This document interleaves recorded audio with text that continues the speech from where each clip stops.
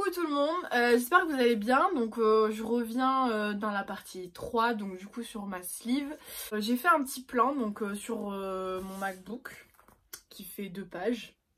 En fait pour du coup bien répertorier donc tous les points qui a parlé de l'opération. Je vais commencer par du coup le premier contact, on va dire, la première fois où j'ai pris ma décision pour vraiment me faire opérer. J'ai mis, on va dire, un an et demi à y réfléchir sérieusement. Au début, j'étais pas du tout déterminée. Faut savoir que dans ma vie personnelle, c'était un peu le chaos.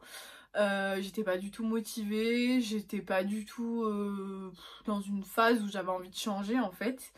J'étais dans une relation amoureuse un peu compliquée. Quand ça s'est terminé avec cette personne, c'est là où je me suis réveillée, on va dire. C'était un renouveau, ça s'est terminé, ça faisait très très longtemps que j'étais avec cette personne.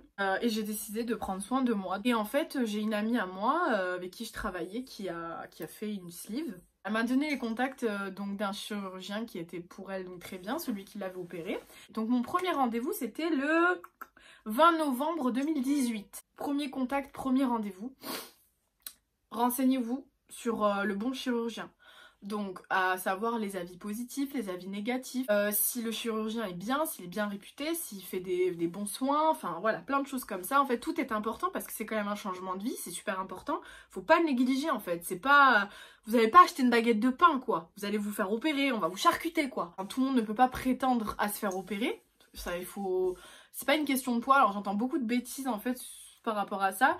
Tout le monde dit oui, apparemment il faut faire tant de kilos ou pas tant de kilos. Non, rien à voir, oubliez tout de suite les kilos, rien à voir avec les kilos, ça a à voir avec l'IMC.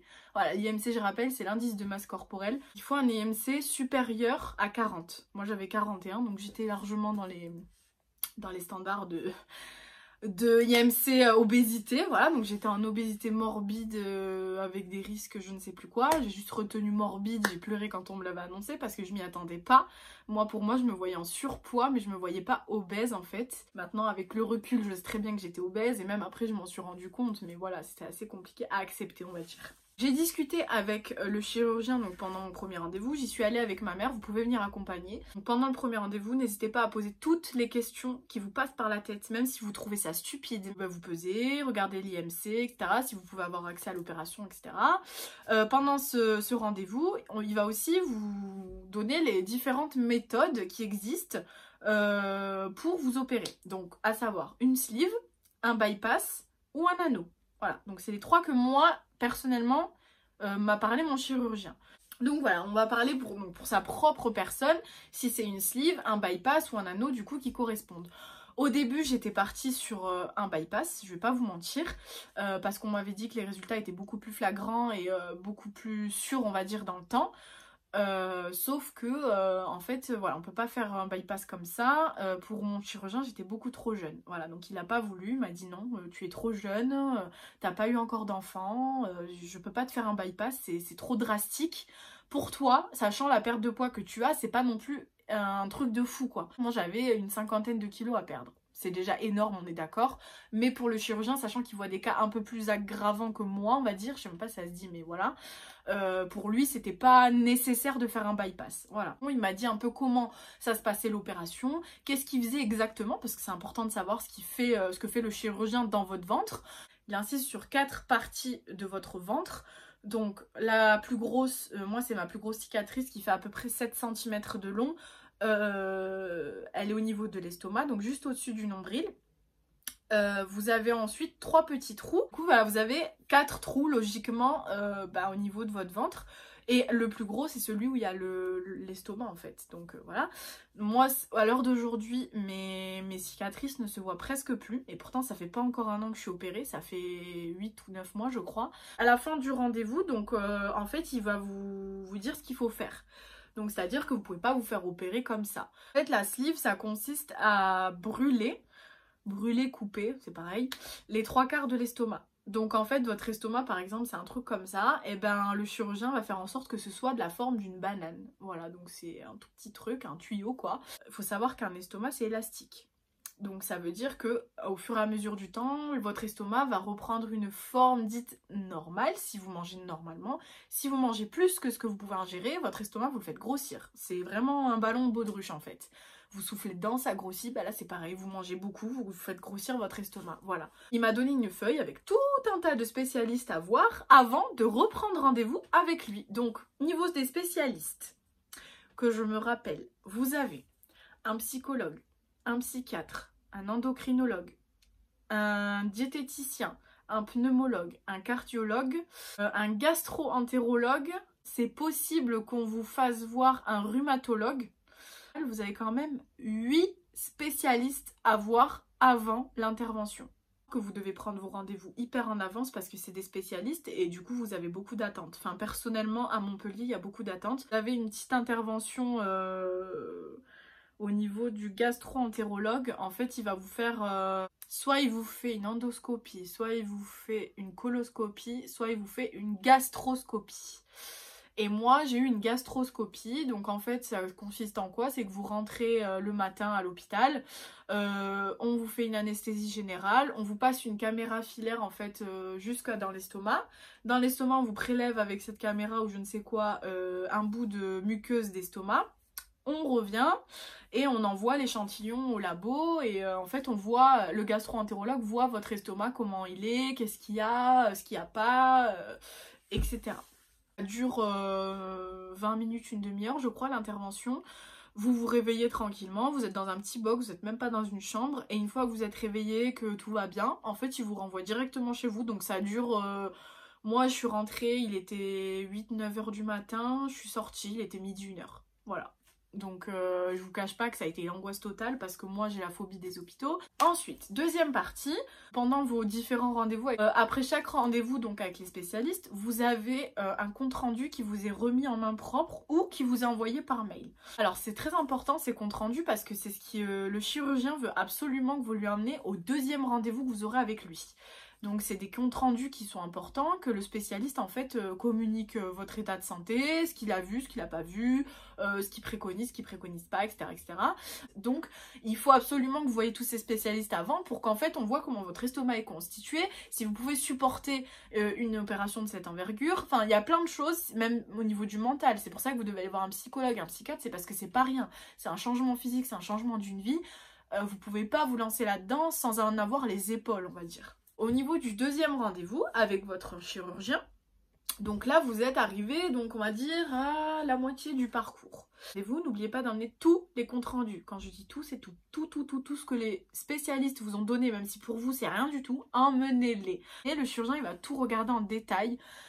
Tout ce qui a été eu, normalement le compte rendu lui a été envoyé à l'avance par les autres chirurgiens en fait par mail, donc il les a déjà vus mais il rejette un coup d'œil en fait devant vous pour se rappeler du cas parce que vous n'êtes pas sa seule patiente hein, ou patient. Et là du coup ce sera la réelle décision de savoir si c'est une sleeve ou un bypass. Donc moi personnellement on est resté sur la sleeve, ça n'a rien changé, mais du coup on a vu que j'avais le foie trop gras, mon cœur était solide, mes poumons que je faisais un peu... Alors les poumons c'est un peu drôle parce que vous allez avoir aussi pendant le rendez-vous chez le pneumologue un test de l'apnée du sommeil. Donc ça c'est le plus chiant franchement, moi ça m'a gavé, vous avez des électrodes partout, c'est n'importe quoi. Donc soit vous choisissez de passer votre nuit à l'hôpital et ils vous testent toute la nuit à l'hôpital, ou soit vous prenez tous les électrodes machin, ils vous les foutent à l'hôpital et vous vous barrez chez vous, vous dormez, vous revenez le lendemain matin à la première heure leur donner. Enfin bref c'est un bordel. Sauf que clairement je n'ai pas dormi de la nuit parce que vous avez des électrodes partout, des trucs aux doigts, des machins, vous pouvez pas vous retourner, vous pouvez pas... Enfin bref, j'ai quasiment pas dormi. Le test était quasiment un échec, lui il a vu quelques trucs, mais il m'a dit le peu que j'ai vu, vous en faites de l'apnée du sommeil un petit peu, mais c'est pas non plus au point de prendre une machine spéciale. Donc la sleeve est décidée ou le bypass, ok. Il y a possibilité qu'il vous donne un troisième rendez-vous au cas où si vous vous sentez pas à l'aise ou si vous avez encore des questions ou si vous voulez prendre votre temps tout simplement parce que vous n'êtes pas encore prêt à franchir vraiment le pas. N'hésitez pas à bien vous informer donc sur l'opération qui va être préconisée pour vous, donc sleeve ou bypass. La date prévue de l'opération, elle n'est pas prévue normalement tout de suite. Elle est prévue au moins un mois après. il faut laisser un laps de temps de 1 mois ou plus entre le deuxième rendez-vous et l'opération du coup. Donc moi c'est ce qui s'est passé parce que en fait vous avez le régime préopératoire à faire avant, ce qui est normal. Donc en fait vous êtes obligé d'attendre ce laps de temps pour avoir votre date d'opération. Par contre j'ai eu ma date d'opération le 13 mai 2019. Essentiellement composé de légumes et de fruits. Vous n'avez le droit à aucune viande, aucun poisson, aucun féculent. Voilà, comme ça au moins c'est dit. C'est un régime en fait qui est obligatoire, que vous devez absolument faire si vous voulez aider le chirurgien, parce qu'en fait c'est plus pour aider le chirurgien à accéder, on va y arriver, à vos organes.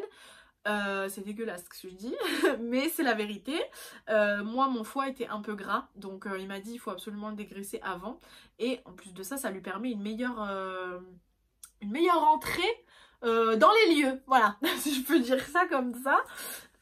Donc voilà, vous devez bouffer en fait que des légumes et des fruits pendant 6 semaines, voilà.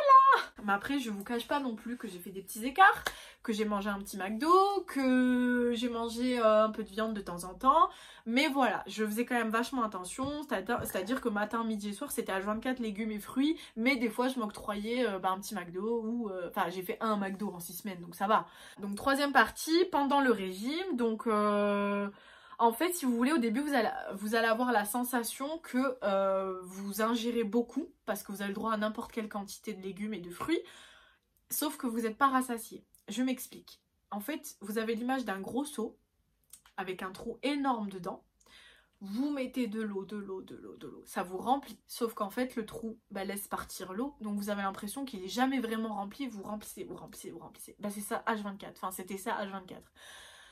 Surtout au début, donc au début c'était la sensation que j'avais, donc c'est pour ça que j'avais des petites fringales, des petits écarts en fait, mais si j'attendais un peu, et c'était ça mon problème, c'est que je mangeais très vite, j'attendais pas en fait le signal de mon estomac qui allait au cerveau en me disant c'est bon, j'en peux plus. En fait je mangeais tellement qu'au bout d'un moment je me dis c'est pas possible, j'ai encore faim, et en fait j'attendais quoi, 5-10 minutes et je me rendais compte que non, j'avais plus faim, j'étais gavée quoi. Mais faites pas comme moi, faites-le convenablement. Pendant ce laps de temps, vous allez être appelé par une société d'infirmiers, infirmières, en fait, qui sera mis en place par votre chirurgien. Il collabore avec eux, en fait, tout simplement. En fait, pour prévoir les soins après l'opération, donc quand vous serez chez vous.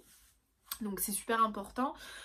Parce qu'en fait vous restez seulement 3 jours à l'hôpital et une fois les 3 jours écoulés, en fait vous rentrez chez vous, mais avec des perfusions et des soins à domicile.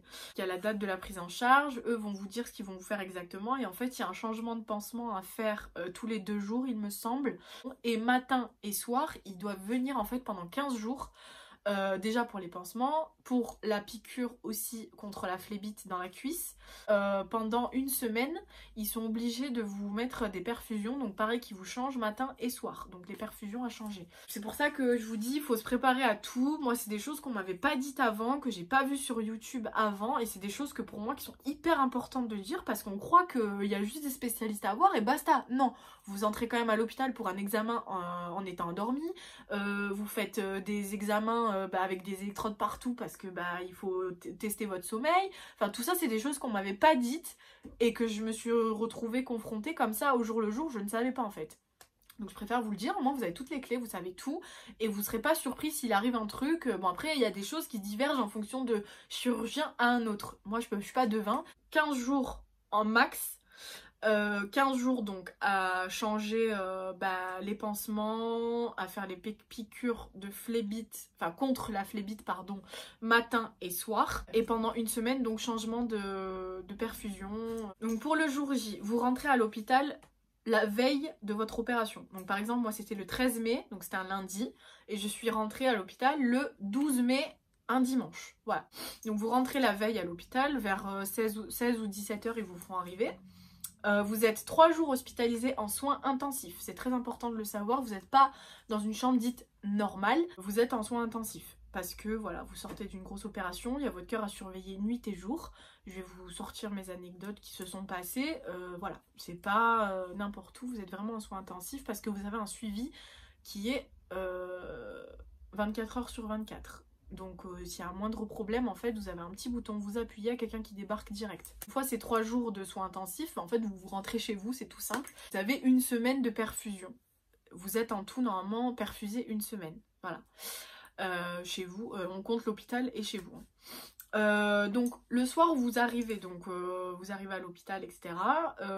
Vous arrivez, on ne vous donne rien à manger. Vous devez être à jeun. Voilà, moi j'étais censée passer à midi le lendemain, sauf qu'il y a eu un désistement ou je sais pas ce qui s'est passé, la personne ne s'est pas présentée en fait. Du coup j'ai été prise à 9h30, 10h, donc hyper tôt. Et je m'y attendais pas, sachant qu'en plus quand on m'a dit c'est le brancardier, je suis là, j'étais dans la douche en train de me savonner à la bétadine là. Oh là là, c'est une horreur ce truc. Vous avez des prises de sang qui sont faites H24, donc déjà quand vous arrivez, prise de sang, direct, à chaud comme ça, vous arrivez, prise de sang. Une prise de sang le matin, prise de tension aussi, prise du cœur, prise de tout. Voilà, vous avez une batterie de tests qui est faite avant et après et pendant, c'est un truc de fou, mais bon, c'est normal. Faut savoir que moi, en fait, le jour même où je devais me faire opérer, même la veille d'ailleurs, mon cœur s'emballait vachement. Donc ils ont eu un petit peu peur, ils m'ont dit vous avez le cœur qui bat trop vite, il faut vous calmer. Voilà, j'avais 15 de tension, mon cœur qui battait trop vite, la machine qui faisait que s'emballer en fait à chaque fois, donc c'était une horreur. Et pour moi, parce que ça m'inquiétait, parce que je croyais que j'allais faire une crise cardiaque, et pour eux, du coup, qui me foutaient un petit stress en me disant calma quoi, faut vraiment se détendre. Faut savoir que en plus, en étant obèse, du coup, vos veines se voient difficilement. Alors je sais pas le cas de tout le monde, mais moi on m'a dit que c'était un peu chez les personnes qui sont obèses. Donc c'était très compliqué de me piquer parce que soit on me piquait à côté, soit on me piquait un nerf, soit, et ça fait très mal, ou soit il n'y avait pas de sang qui sortait. Donc ça a été une catastrophe, sachant que comme je vous ai dit, j'ai la phobie des hôpitaux, donc des piqûres, de tout ce qui va avec. Bah en fait il faut me piquer 50 millions de fois. Donc je peux vous dire que j'étais servie. Donc ça a été très compliqué, j'arrive du coup pour me faire mettre le cathéter, sauf qu'on ne trouvait pas mes veines, en plus j'ai eu affaire à une interne, l'interne elle dit discrètement sauf que j'entends tout, je trouve pas ses veines. Alors je trouve pas ses veines, après elle a piqué, je l'ai bien senti, et là elle dit, y a pas de sang qui coule. Ah bah là j'étais en train de pleurer, bah je peux vous dire que j'ai rigolé quand même parce que ça m'a fait rire d'un sens. Et de là, j'ai sorti une petite blague, je lui ai dit, j'ai dit, mais c'est normal, je suis un vampire. Alors là, ils ont tous éclaté de rire. Et après, ils m'ont dit, mais c'est bien, vous êtes rigolote même quand vous allez passer sur le billard. Bref, et de là, repleur, machin. Imaginez-vous dans un endroit paradisiaque. Alors ça, c'est la phrase qu'ils vous disent à chaque fois. Si vous faites opérer, vous allez penser à moi. On vous demande de penser à un endroit où vous voudriez être, avec qui vous voulez être, ce que vous voulez faire, etc. Genre vraiment vous imaginez, sauf que ça marche pas clairement. Vous êtes dans un état de stress là, hein, donc vous n'avez pas envie de réfléchir à là où vous voudriez être parce que vous êtes dans un endroit où vous voulez pas être. Ensuite, donc vient le moment où on m'installe sur la table d'opération, très dur aussi. Le cathéter était posé. Et là, en fait, il me dit, on va mettre le produit. En fait, je crois que j'ai même pas eu le temps de compter jusqu'à 1, que fiou, j'étais déjà plus là. Et je me suis réveillée, donc avec de fortes douleurs d'estomac. Les douleurs de juste au moment où vous vous réveillez de l'intervention, c'est un délire en mode des brûlures d'estomac, mais qui vous brûlent partout. En fait, vous voyez, des brûlures d'estomac, déjà, c'est gênant, on n'est pas très bien, on sent qu'il y a un truc, quoi. Bah vous multipliez ça par 1000, mais vraiment 1000, c'est horrible, c'est insoutenable. Tellement que c'était insoutenable, elle m'a donné, vous savez, la pompe à morphine, et elle m'a dit, en fait, elle me dit ça, alors l'autre, je sors d'un coltard de 2 heures, hein, anesthésie générale, meuf, t'es là, tu me dis, vous appuyez toutes les 5 minutes, si vous avez mal, vous regardez l'horloge, meuf, je vois en Y, qu'est-ce que tu veux que... N'importe quoi, bref. Donc du coup, en fait, dès que j'avais mal, j'appuyais, mais j'avais pas la notion du temps, j'étais dans le coltard, j'étais pas... Donc j'appuyais, mais je sentais rien, il n'y avait pas d'amélioration, j'avais même encore plus mal, je dis mais qu'est-ce qui se passe? Et en fait, j'ai bloqué la pompe parce qu'elle m'a dit en l'espace de je sais pas combien de minutes, vous avez appuyé 36 fois dessus. Donc elle m'a dit vous avez bloqué la pompe, c'est pour ça que vous sentez pas que le produit agit, elle m'a dit ça va arriver. Et en fait, quand c'est arrivé, effectivement, ça m'a fait du bien, ça m'a soulagée, mais en fait, je savais pas. Et en même temps, tu dis pas ça à quelqu'un qui vient de se réveiller, c'est hyper compliqué à assimiler et tout. Enfin bref, je comprenais rien en plus. Même tenir mon téléphone dans les mains, j'en étais pas capable. Le lendemain, ça allait déjà mieux, donc je pouvais répondre, etc. Ensuite, première nuit après l'opération, du coup. Donc ça a été une nuit chaotique, parce qu'en fait, vous avez la machine qui contrôle votre cœur qui sonne. En fait, et moi, ça sonnait toutes les 5 minutes. Parce qu'en fait, mon cœur s'emballait, ma tension était trop haute. Donc en fait toutes les 5 minutes j'avais une infirmière qui débarquait dans la chambre. Ça va, vous allez bien, nanana? Oui ça va, c'est juste que la machine elle pète un câble, je sais pas pourquoi. Parce que j'étais pas plus stressée que ça on va dire, parce qu'une fois vraiment quand c'est passé ça m'a libérée. Donc je me suis dit c'est bon, maintenant le plus gros effet.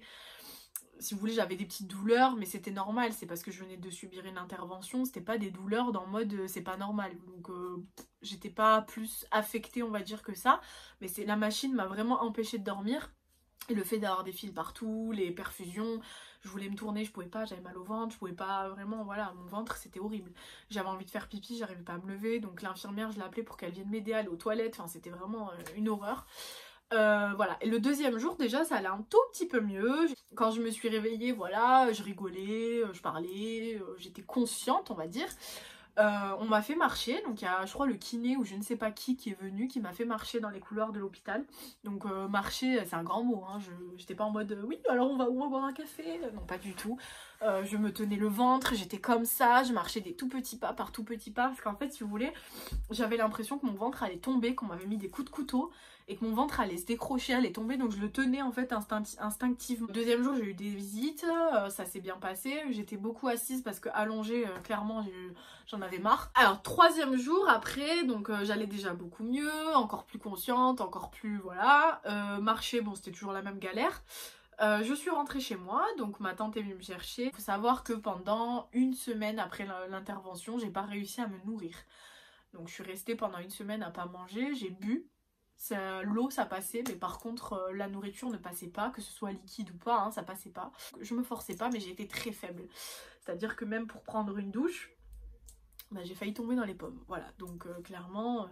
Puis il faut savoir que quand vous rentrez chez vous, vous avez les perfusions dans le bras, donc vous pouvez pas vous laver en fait une vraie douche ou de faire une toilette ou des choses comme ça, c'est hyper chiant parce que vous avez les cheveux gras, vous êtes moche, enfin c'est pas possible et vous n'avez pas changé d'habit. Retour à la maison, donc une fois que vous êtes revenu donc chez vous tout simplement, donc vous avez impossibilité de vous laver, vous avez impossibilité de vous habiller, de vous préparer, enfin c'est très compliqué. On vous laisse quand même les perfusions, donc je vous ai dit une semaine après. Moi je les ai faites enlever au bout de 4 jours parce que j'avais pas de douleur. Si ce n'est à la trachée en fait, juste à la sortie de l'hôpital. Vous avez vu dans les vidéos en fait, je vous ai pas dit si j'avais mal, mais j'avais mal à la trachée en fait, parce que bah, du coup ils ont passé le tube, je sais plus trop quoi, pour respirer, bref. C'est pour ça que j'avais mal, mais j'avais pas mal à l'estomac, j'avais rien. Donc j'ai dit ça sert à rien de garder des perfusions si j'ai pas mal.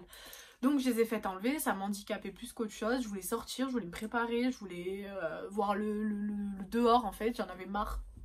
Donc je les ai fait enlever le vendredi. Je suis rentrée chez moi le mercredi et j'ai fait enlever le vendredi. Voilà, donc je les ai gardés 2 jours. Je sais pas si c'était une bonne chose ou pas, en tout cas ça m'a pas pénalisé parce que comme je vous dis j'avais aucune douleur, donc ça servait à rien de les garder pour faire joli quoi, parce qu'en plus je m'hydratais, parce que c'est beaucoup pour l'hydratation aussi, mais je m'hydratais donc ouais, je voyais pas l'intérêt en fait. Donc j'ai pu voilà me rhabiller, me préparer, tout ce que vous voulez, me doucher, enfin c'était un bonheur, laissez tomber sans nom. Et en fait, voilà, donc après c'est très compliqué parce qu'on dépend beaucoup des gens au début, vous pouvez pas mettre vos chaussures tout seul, mettre des jeans c'est impossible, il faut mettre des leggings, des joggings, des choses très larges pour éviter de vous compresser le ventre et vous faire mal, etc. Donc au début, bah, je mettais pas de jeans et voilà, c'était une catastrophe. Mais voilà, en fait, franchement, tout ce que j'ai enduré, je regrette pas, mais voilà, franchement, c'est beaucoup d'épreuves, mentalement, physiquement. Il faut vraiment être prêt et il faut avoir les épaules parce que je vous dis c'est pas facile et surtout quand moi encore j'ai pas eu de complications, mais les personnes qui ont des complications franchement je leur tire mon chapeau parce que c'est vraiment un combat, je minimise même pas les mots. Après l'opération, donc on arrive à la dernière partie du plan de ma vidéo, donc en fait surtout il faut bien suivre les rendez-vous que votre chirurgien va vous donner quotidiennement, donc c'est à dire que normalement il vous donne rendez-vous une fois tous les 3 mois ou une fois tous les 2 mois, voilà, pour voir un peu comment ça se passe, l'évolution de vos cicatrices, votre alimentation, votre perte de poids, enfin bon, voilà, tout ça, en fait, il va contrôler tout ça, il va vous demander votre ressenti, etc. Donc il faut absolument que vous alliez à tous les rendez-vous qu'il vous donne, c'est très important d'avoir un suivi après. Si vous ne prenez pas le suivi, ce sera un échec, je vous le dis tout de suite. Le suivi c'est super important, je connais beaucoup de gens qui se sont fait opérer, qui n'ont pas gardé de suivi, ça a été un échec. Ceux qui ont gardé un suivi, ça a été une réussite. Pourquoi? Parce que quand vous avez plus de suivi, vous pensez que vous êtes guéri, vous pensez que rien ne peut vous atteindre, que vous avez vécu le plus gros, que tout va bien, etc. Non, détrompez-vous. L'obésité, c'est une maladie chronique, ça veut dire qu'elle peut revenir à tout moment si vous ne faites pas attention.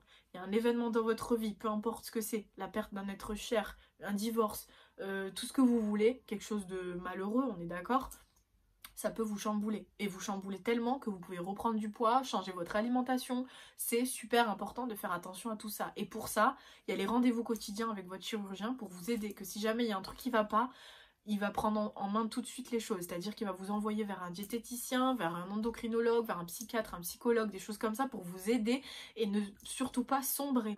Voilà pourquoi c'est super important de de faire ce suivi et de le faire à vie. Parce que moi, mon chirurgien me l'a dit, là, vous êtes une patiente à vie. C'est-à-dire qu'à vie, on aura un contact, à vie, on se verra, et c'est comme ça et c'est pas autrement. Donc, après, vous êtes libre de l'accepter ou pas, mais je vous conseille fortement de l'accepter. Vous avez l'alimentation qui va commencer à revenir. Moi, je peux pas trop vous en parler, parce que si vous voulez, ça fait pas encore un an que je suis opérée. Je mange encore très difficilement, c'est-à-dire que je mange toutes les 3 heures à 4 heures. Avant, c'était toutes les 2 à 3 heures. Maintenant, j'arrive à attendre 3-4 heures. Mais je mange comme un bébé, en fait. C'est-à-dire que je mange des petits trucs, mais je mange toutes les 3 à 4 heures. Pour l'instant, j'arrive pas à me faire 3 repas normaux dans la journée. C'est pas encore possible, je suis pas encore capable de le faire. Et quand j'ai faim, il faut pas que j'attende, parce que quand j'ai faim, je fais des malaises. Donc quand j'attends trop, en fait, je crois que je tombe trop vite en hypoglycémie et je tombe dans les pommes. Donc il faut pas attendre. Pour l'instant, il faut que j'attende que mon estomac, en fait, se régule et que j'arrive à faire des repas normaux. Pour l'instant, c'est pas encore possible. Je fais des repas normaux, je mange pendant les heures de repas, mais je mange aussi au-delà des repas, parce que je peux pas attendre, en fait. C'est comme ça. Donc bon. Au niveau de la perte de poids, donc clairement le plus important. Alors la perte de poids, elle est propre à chacun. C'est-à-dire qu'il y a des personnes qui vont perdre 30 kg, 40 kg, 50 kg, 100 kg. C'est très variable, ça dépend déjà de votre poids de base, du coup de là où vous partez, ça dépend de votre morphologie, de la façon dont vous mangez, si vous faites du sport ou pas, enfin ça dépend de plein de choses. Donc moi ça fait 8 mois et demi que je suis opérée, j'ai perdu 47 kg là. Donc voilà, en 8 mois et demi. Il y en a qui perdent beaucoup moins avec ce laps de temps, d'autres qui perdent plus, enfin ça dépend en fait. Donc vous basez pas sur une moyenne, parce qu'il n'y a pas de moyenne en fait, c'est propre à chacun. Et chacun va à son rythme, et chaque estomac est comme il est. Donc je peux pas vous dire vous allez perdre tant, machin, c'est pas possible. Je suis super fière de moi, voilà. Là je vais commencer à me mettre bien au sport sérieusement. Au niveau de la peau qui pend, pareil, ça dépend de chacun, de la masse que vous avez à perdre en fait, déjà de base. J'ai pas de peau qui pend excessivement, pas plus que ça en fait. Voilà, donc pour l'instant je suis très satisfaite. Donc au niveau de l'alimentation, faites attention, surtout vous pouvez pas boire et manger en même temps. C'est très important, parce qu'en fait vous allez gonfler votre estomac et vous n'aurez plus de place pour manger. Donc des fois il faut choisir, boire ou manger. C'est la vie que j'ai décidé de mener aussi. Donc je suis dans ce cas-là. Si vous voulez boire, en fait il faudrait boire une demi-heure, 1 heure, voire 1 heure et demie avant ou après avoir mangé, parce que clairement vous pourrez pas faire les deux.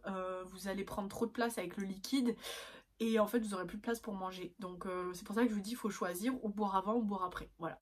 Deuxième chose, du coup, il faut absolument stopper les boissons gazeuses. Boissons alcoolisées, chewing-gum, tabac, tout ce qui peut vous être nocif en fait pour et votre perte de poids et votre estomac et votre santé. Alors, je m'explique. Les boissons gazeuses, en fait, comme je vous ai dit, votre estomac c'est un élastique. En fait, le gazeux, ça gonfle votre estomac. Donc c'est pas bon pour vous, en fait, ça va vous regonfler votre estomac et c'est pas le but d'avoir fait cette opération pour regonfler l'estomac. Donc gazeux, c'est à proscrire. Ensuite, les chewing-gums. Les chewing-gums, on ne croirait pas comme ça, mais si. En fait, quand vous mâchez et que vous n'avalez rien, du coup, vous faites travailler votre estomac. Donc, il est H24 en mouvement comme ça, vous le faites travailler, et en fait, il grossit pour rien. Et à long terme, ça l'élargit, et c'est pas le but. Au niveau de cette vidéo, là, j'ai terminé. Je vous ai dit tout ce qu'il y avait à savoir sur cette opération. Si vous avez des questions, n'hésitez pas, j'y répondrai. J'ai fait 3 parties, donc sur la sleeve. Si vous n'avez pas vu la partie 1 ou la partie 2, je vous invite à aller la regarder. Je vous fais de gros bisous, et à bientôt.